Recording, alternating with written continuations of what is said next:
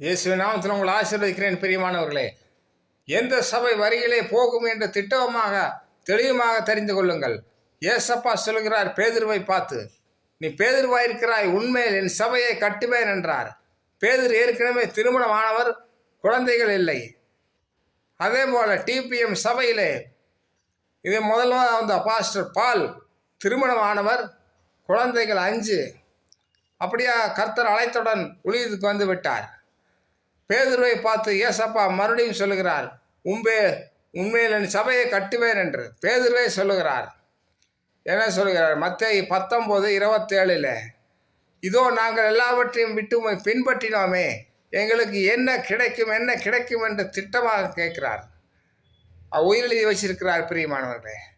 அதே போல பேதுரு சொல்லுகிறார், நகை நட்டு ஆபரணங்கள் அணியக்கூடாது என்று திட்டமும் தெளிவுமாக சொல்லியிருக்கிறார் பிரியமானவர்களே. அதேதான் முதலே தமிழ்நாட்டில் இந்தியாவில் ஏற்பட்ட பெந்தகோஸ்து சபை, தி பெந்தகோஸ்து சிலோனில் ஏற்பட்டது. அதனால் வருகையிலே பிரதிஷ்டை உள்ள சபை 144,000 பேர் சபைக்கு வாருங்கள்.